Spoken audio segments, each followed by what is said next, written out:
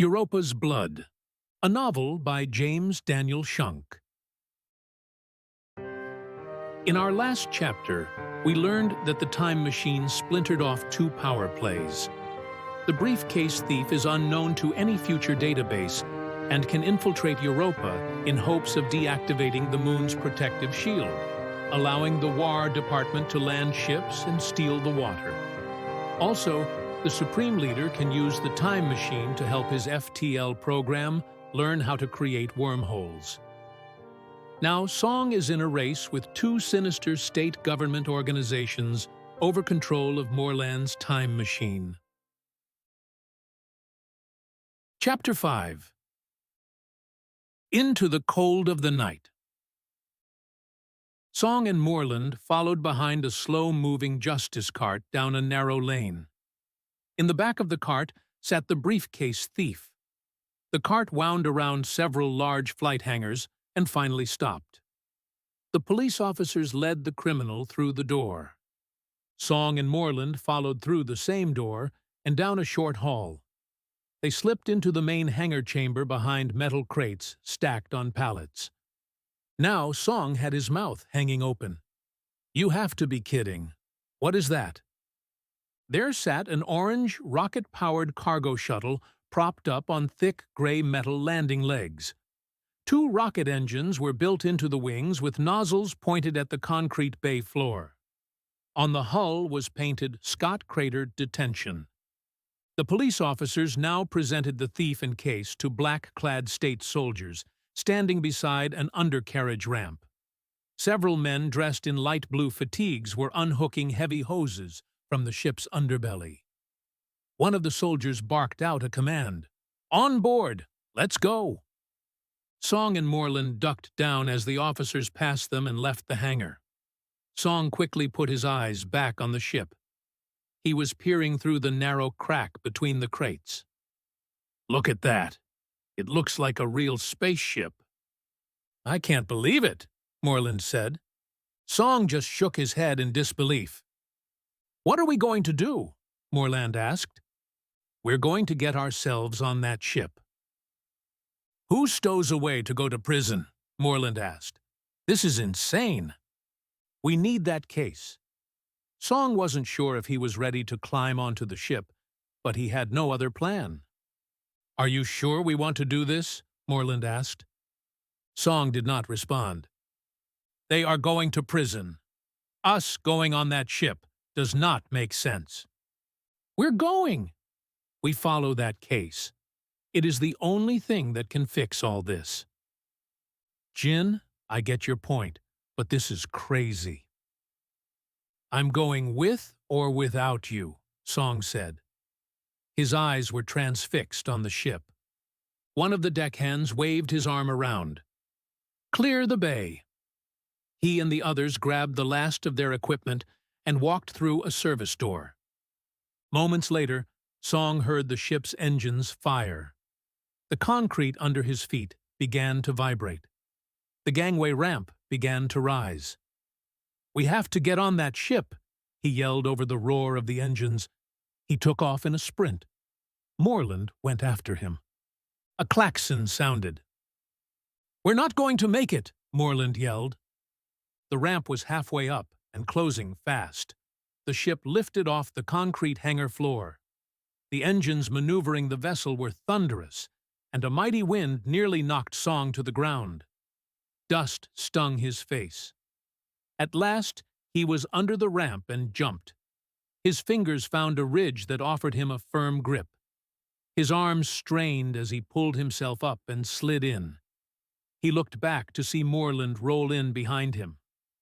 Moments later, the gangway ramp sealed with a hiss, shutting out the roar of the engines.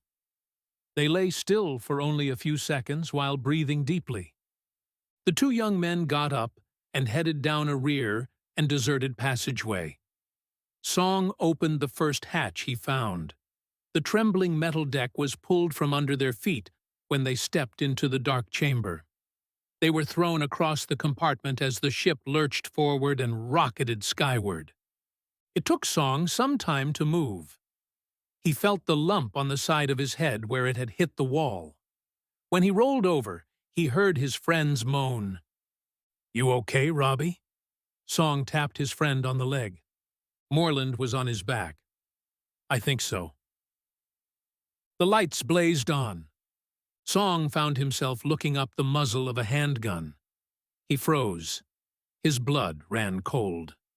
Behind the gun was an angry and determined face of a dark-haired man.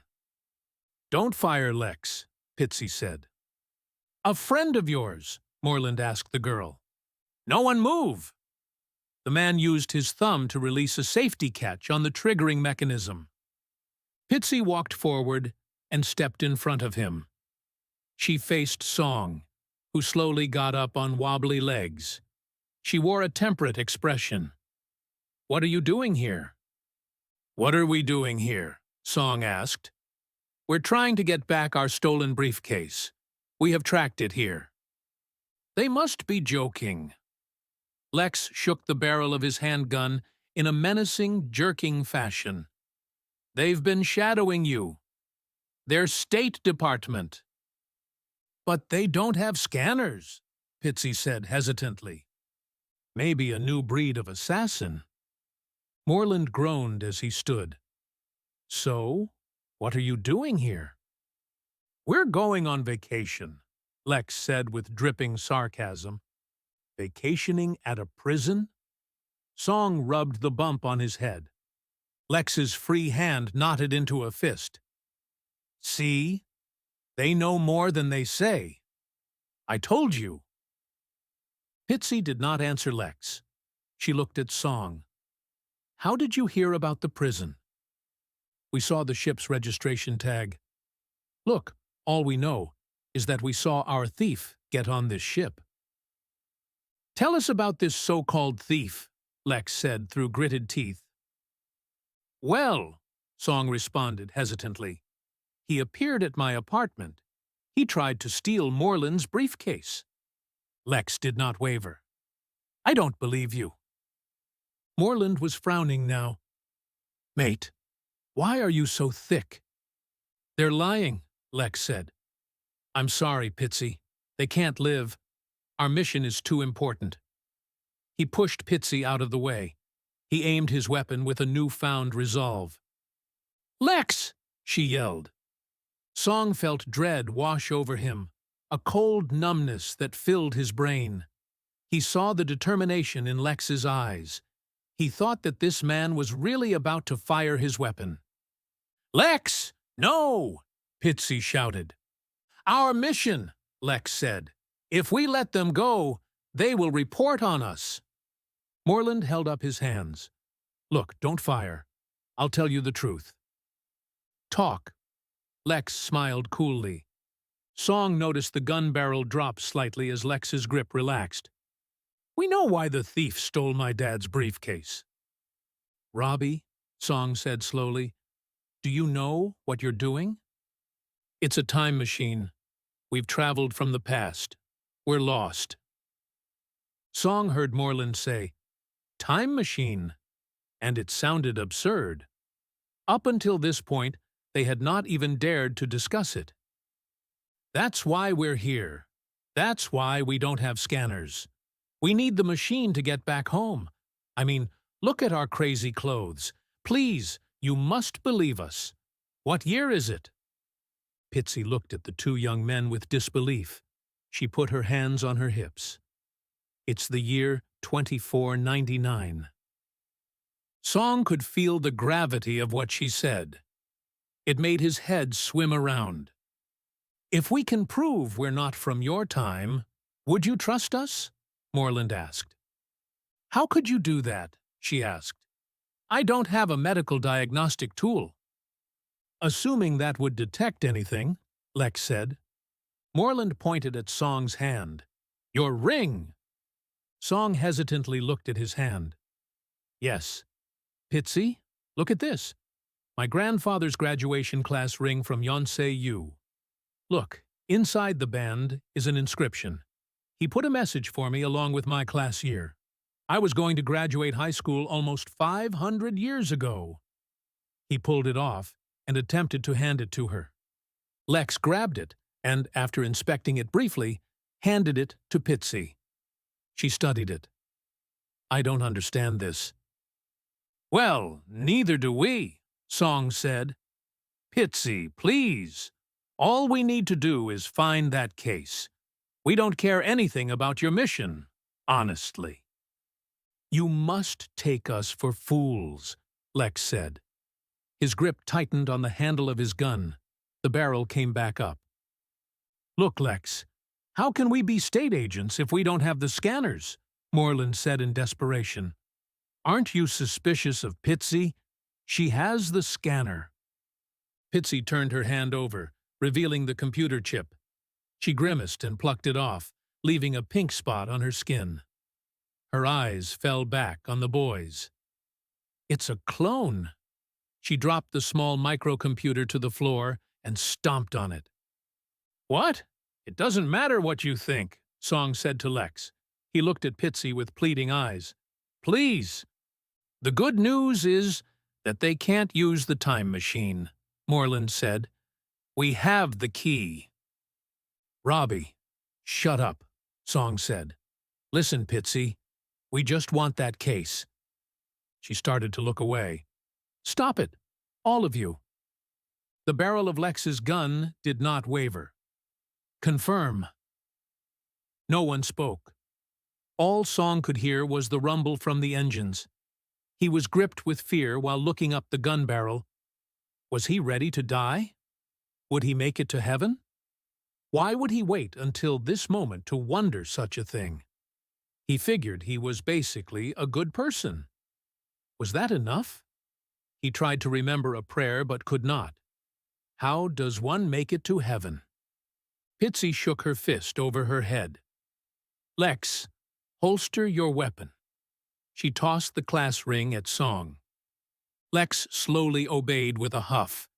He stuck the gun into his boot, hiding it behind his pant leg.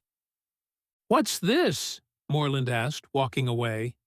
Song turned and saw Moreland standing by a packing crate. Pitzy opened the control panel. She pressed some buttons. A display flipped on with the words, "Shipped from Batropolis, USA Province, and marked urgent. General contents, per order of the Supreme Office Armory." "It's the shipping manifest." She pressed a green button. The container hissed as the front dropped down. Song saw lights inside the container flip on, revealing a military-style gray backpack.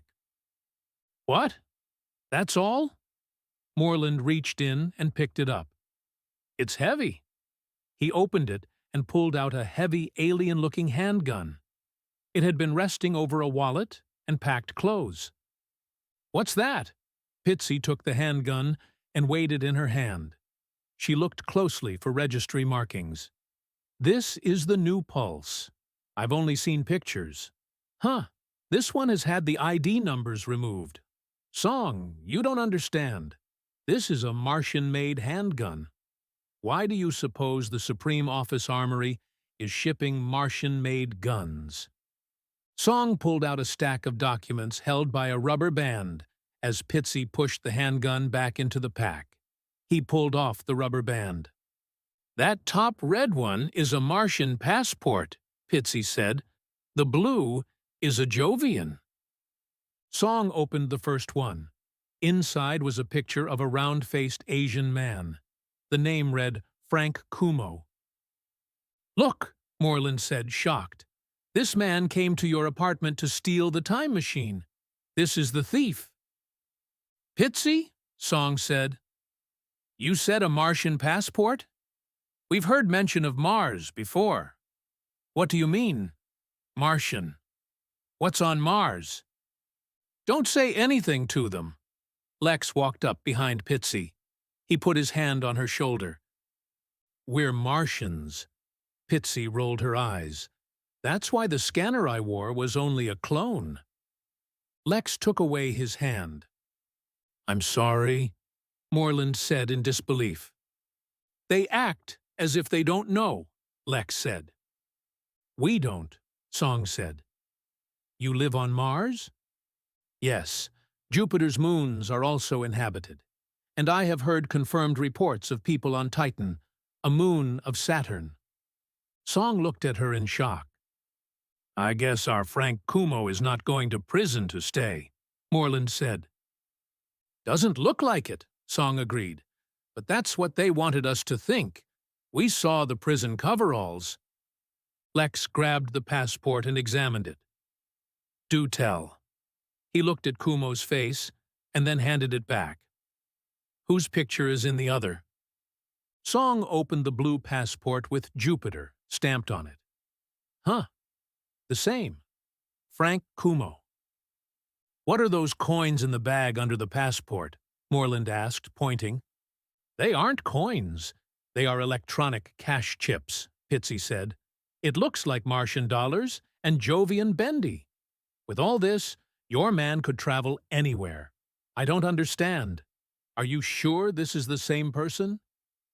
Yes, I'm sure, Song said. So weird, Pitzy said. The passports and currency would normally be accessed from a device. These physical access points and hard currency are a concern. Diplomats use this stuff. Song handed the passport to her. This looks like a legitimate Outworld passport, she said. Mars is an Outworld, Moreland asked. Mars, Jupiter, Saturn, all the planets in our system, other than Earth, of course. What are they planning? Song asked.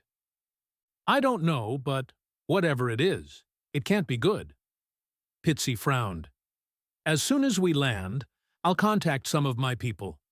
Your Frank Kumo is especially well-funded and incredibly well-equipped. It looks like a military op, Lex said. Pitzy, I need to talk to you. What's on your mind? Privately. Don't play games with me. Lex grabbed her by the elbow and pulled her away from the others. Ouch, she said in protest. You're hurting me. Song could hear them arguing. He felt uncomfortable. He could only understand the last few words from Pitzy's mouth because they were louder than all the rest. We will let Papa decide. Song wound the band around the documents, stuffed them back into the backpack, and closed it. The lights in the cargo bay blinked. Final approach to the moon, Pitzy said. Lex was pointing with urgency at the crate. Put everything back. Song put the pack into the cargo container. Lex immediately pressed the appropriate buttons to reseal it. Pitzy waved everyone toward the small windows. Come on, you can see us approach the moon. Song wiped the condensation off the cold glass. Wow, the moon. We arrived fast. As far as the eye could see, the moon stretched below them. Song felt so close. He could make out every detail of the moon's surface. It looked like a never-ending gray ash beach. This sure beats law school, he thought. Above them loomed the planet Earth, shining in the light of day. It was a magnificent sight. Song could make out the greenish-brown continent of Australia in the center of a dazzling blue ocean. Look, Pitzy pointed down at the moon's surface. Right below us is the Sea of Tranquility, and Apollo Town is not too far from here, an exclusive civilian settlement. The prison colony is coming up next. Song felt butterflies fill his stomach. Of all the adventures his friend had gotten him tangled up in, this one was the craziest. He looked over at Moreland, still peering out the small window. As the shuttle continued on its flight trajectory, a small dome appeared far away on the surface and slowly grew in size on their approach. After several minutes, the once small bump on the horizon filled their entire field of sight. My goodness, Song said. It's huge. How on earth are we going to sneak into that? I mean, with all the guards and stuff? Moreland asked. What? Pitzy looked over. The prison colony has no guards. Prisoners here are on their own. However, the prison has an automated staff of robots that fix the station and keep things running smoothly. Androids? Song said. No, nothing so sophisticated, Pitzy said. They are relatively small hover-mech robots, all business, not to be challenged. They resemble round trash cans. Then she chuckled, with attitude. No prison cells or locked doors? Song asked with amazement. Pitzy just shook her head. Song was frightened. This place sounded more dangerous than he had initially anticipated. He could not understand why the thief, Frank Kumo, had been taken off Earth and brought here while it seemed there were no plans to leave him. None of it made any sense. Song was also curious about Pitzy's mission but didn't want to press her on the facts. But the details behind her mission would help him understand her motives and gauge how dangerous she potentially was to his plans. He wanted to stay focused on his task, get the time machine, and get home. The ship's thrusters fired, and the shuttle began to descend for the final approach. As the vessel got closer, Song could see inside the prison through its translucent domed outer shell. Around the inner surface at ground level was a mass of buildings wrapped around Scott Crater, presumably with a dark lake lying deep in its stomach. Wow, water on the moon? Song asked. Pitzy looked over and smiled. The salt water was discovered early in the 21st century, frozen solid and covered in moon dust. Pretty cool, huh?